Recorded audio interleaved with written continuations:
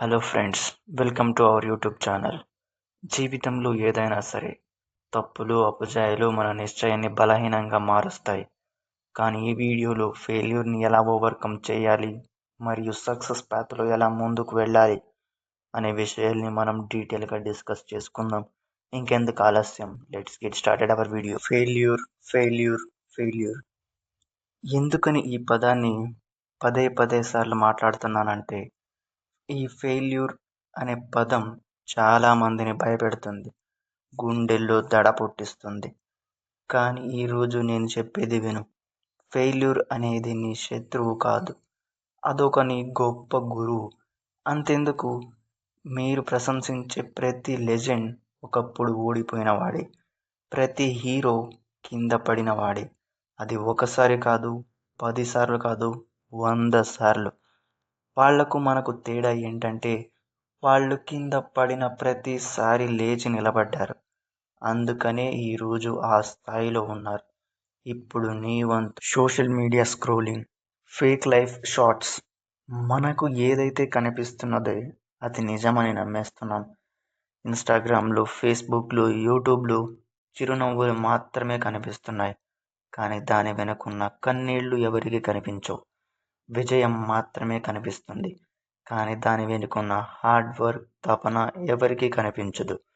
వాళ్ళు సక్సెస్ అయ్యారు, వీళ్ళు సక్సెస్ అయ్యారు అని చూసి మనం తప్పు అని అనుకుంటాం.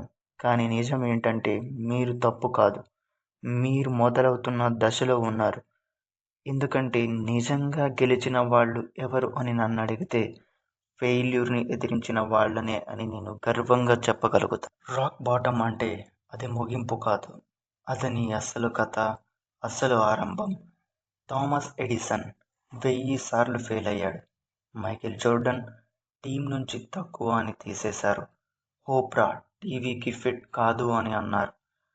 అలాగే మనం రోజు చూస్తున్న క్రికెటర్స్ సచిన్ టెండూల్కర్, విరాట్ కోహ్లీ, ఎంఎస్ ధోని, హార్దిక్ పాండ్యా, జస్ప్రీత్ బుమ్రా, ఇలాంటి వాళ్ళు ఎంతో మంది ఉన్నారు. వాళ్ళు ఎన్నోసార్లు కింద పడ్డారు, అలాగే వాళ్ళు లేచి నిలబడ్డారు. రాక్ బాటమ్ నీకొక స్ఫూర్తిని నేర్పుతుంది, నువ్వెవరో గుర్తు చేస్తుంది.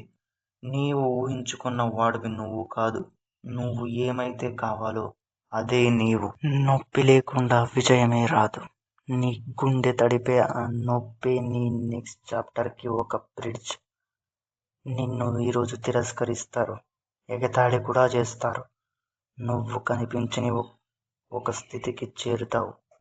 ఆ మార్గంలో గుర్తుపెట్టుకో, ప్రతి నోకి నీకొక బలం.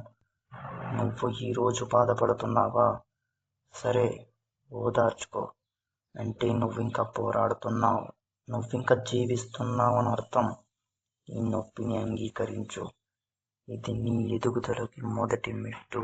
సెట్ బ్యాక్ తర్వాత వచ్చే కమ్ బ్యాక్ చాలా విలువైనది, ఇంకా చాలా బలమైనది కూడా.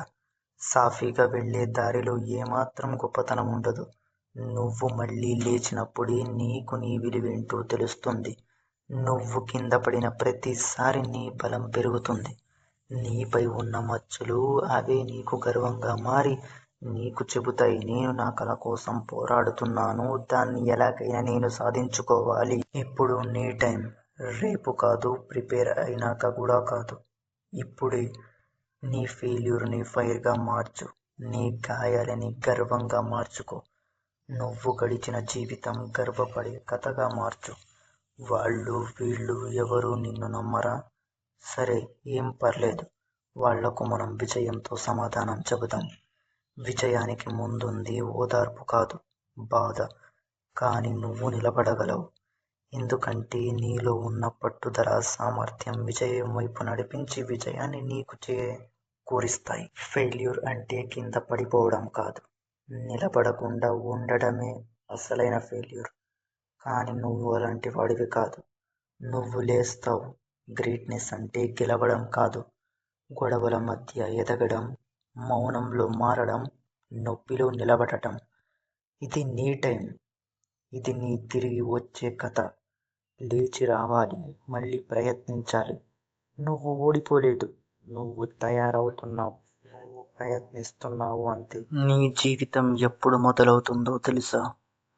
నువ్వు ఓడిపోలేదని నువ్వే నిన్ను నమ్ముకున్నప్పుడే నీ అసలైన జీవితం మొదలవుతుంది. ప్రపంచం మొత్తం విజయాన్ని మాత్రమే చూడాలనుకుంటుంది, కానీ నిజమైన ప్రయాణం ఎక్కడ మొదలవుతుందో ఎవ్వరూ చెప్పరు. అది మొదలయ్యేది ఓటమి తలుపు దగ్గరే. ఈ మాటలు నీ మనసులో మంట రేపినట్లయితే లైక్ చేయండి, షేర్ చేయండి, మరి ముఖ్యంగా సబ్స్క్రైబ్ అవ్వడం మాత్రం మర్చిపోకండి. ఎందుకంటే నీ ప్రయాణం ఇంకా అవ్వలేదు, ఇప్పుడే మొదలయ్యింది.